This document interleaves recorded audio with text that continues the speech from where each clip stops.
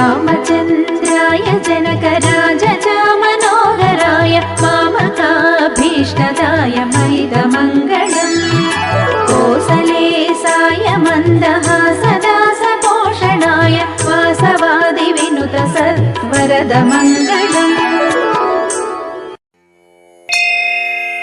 ఓం శ్రీ మహాగణాధిపతయే నమః. సరస్వత్యై నమః.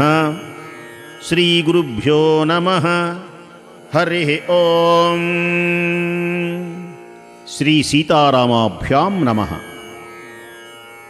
వాల్మీకి మహర్షి విరచిత శ్రీమద్ రామాయణమనందలి బాలకాండమునందు 55వ సర్గము యథాతథ అనువాదము. విశ్వామిత్రుడు పరమశివుని అనుగ్రహముచే అస్త్రబలములు సంపాదించి వశిష్ఠాశ్రమమును ధ్వంసం కావించడం, వశిష్ఠ మహర్షి తన బ్రహ్మదండంతో ఆయనను ఎదుర్కొనుట, విశ్వామిత్రుని అస్త్రప్రభావముచే వ్యాకులపాటునకు లోనైనటువంటి ఆ సైనికులను చూచి వశిష్ఠుడు, ఓ కామధేనువు, నీ యోగ మహిమచే వీరులైన సైనికులను సృష్టించు అని ధేనువును ప్రోత్సహించాడు. ఆ ధేనువు హుంభారవము, ఆ దివ్య శబ్దము నుండి సూర్య తేజస్సు కలిగినటువంటి కాంభోజులు, పొదుగు నుండి శస్త్రములు ధరించినటువంటి పప్లవులు పుట్టుకు వచ్చారు. యోని ప్రదేశము నుండి యవనులు, పురీష ప్రదేశము నుండి శకులు, రోమకూపముల నుండి మ్లేచ్ఛులు, హరీతులు, కిరాతులు ఉద్భవించారు. ఆ ప్రప్లవాది సైనికులచే విశ్వామిత్రుడు, అతని యొక్క సైన్యం, విశ్వామిత్రుని యొక్క చతురంగ బలాలు తక్షణమే నేలపాలైనవి. మహాత్ముడైనటువంటి వశిష్ఠుని కారణంగా తన సైన్యం అన్నీ మసిపాలైపోతాం. విశ్వామిత్రుడు వందల కొలది శృతులను మిక్కిలి క్రుద్ధులై వివిధములైనటువంటి ఆయుధములను చేతపట్టి తపోధనుడైనటువంటి వశిష్ఠునిపై దాడి చేశాడు. 100 మంది శృతులతో పూజ్యుడైన ఆ మహర్షి ఒక్క హుంకారంతో వారిని అందరినీ భస్మం చేశాడు. విశ్వామిత్రుని పుత్రులతో పాటు వారి చతురంగ బలాలను మహాత్ముడైనటువంటి వశిష్ఠుని వలన క్షణకాలంలో బుగ్గి అయిపోయినాయి. తన 100 మంది కుమారులను సమస్త బలం నశించిపోవడం చూచి సుప్రసిద్ధుడైనటువంటి విశ్వామిత్రుడు సిగ్గుబడి మిగుల చింతాక్రాంతుడైనాడు. సముద్రుని వలె ఆయన వేగం చల్లారింది. అతడు కోరలు తీసిన పాముల శక్తిహీనుడైనాడు. రాగుగ్రస్త సూర్యుని వలె తేజో విహీనుడైనాడు.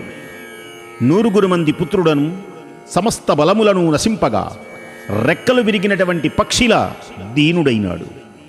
అతని గర్వం అణగిపోయింది, ఉత్సాహం నీరుగారిపోయింది, నిర్వేదన ఆవహించింది.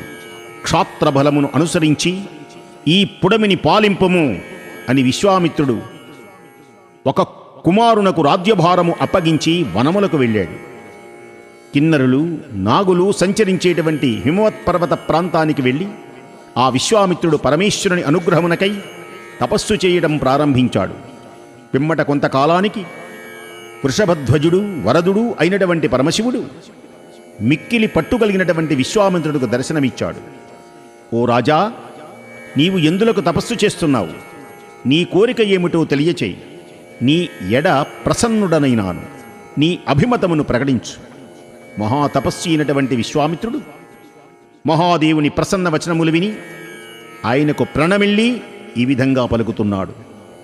ఓ పరమేశ్వర, నా తపస్సు మీరు మెచ్చుకోవడం చాలా ఆనందంగా ఉన్నది. సాంగోపాంగంగా ధనుర్విద్యను, ఉపనిషత్ రహస్యములను నాకు ప్రసాదించండి. దేవతలు, దానవులు, మహర్షులు, గంధర్వులు, యక్షులు, రాక్షసులు మొదలగు వారి యందు కలిగినటువంటి అస్త్ర పటిమ నాకు అబ్బేటువంటి విధంగా అనుగ్రహించండి. ఓ దేవదేవా, ఇదే నా కోరిక. అంతట పరమేశ్వరుడు అట్లే యగుగాక అని మహర్షితో పలికి అంతర్ధానమైనాడు. మహాబలశాలి రాజర్షి అయినటువంటి విశ్వామిత్రుడు సహజంగానే గర్వం కలిగినవాడు. దివ్యాస్త్రములు పొందుట వలన ఆ గర్వం ఇంకా అధికమైంది.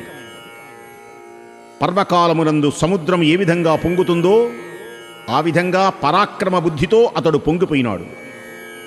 అప్పుడతడు ఒక ఋషీశ్వరుడైన వశిష్ఠుని హతుడైనట్లే తలపోశాడు. ఆ రాజు వశిష్ఠుని ఆశ్రమానికి వెళ్ళి తన అస్త్రములను ప్రయోగించాడు. ఆ అస్త్రధాటికి ఆ తపోవనం పూర్తిగా దగ్ధమైపోయింది. ఏ దివ్యమైనటువంటి వనాన్ని చూచి మెచ్చుకున్నాడో ఇప్పుడు ఆ వనం మొత్తం అగ్నిలో దగ్ధమైంది. శక్తివంతమైనటువంటి విశ్వామిత్రుడు ఆ విధంగా అస్త్రములను ప్రయోగించడం చూచి మునులందరూ వశిష్ఠుని శిష్యులు గుంపులు గుంపులుగా నలుదిక్కులకు పరుగులు తీయటం మొదలుపెట్టారు. వేల కొలది మృగాలు, పక్షులు భయభ్రాంతులకు లోనై పారిపోయినాయి. మహాత్ముడైనటువంటి వశిష్ఠుని ఆశ్రమమున వృక్షాలు, పొదలు అన్నీ ధ్వంసమైపోయి అంతా శూన్యమైపోయింది. క్షణంలో ఆ ప్రదేశమంతా ఊషర క్షేత్రమును తలపించుతున్నది.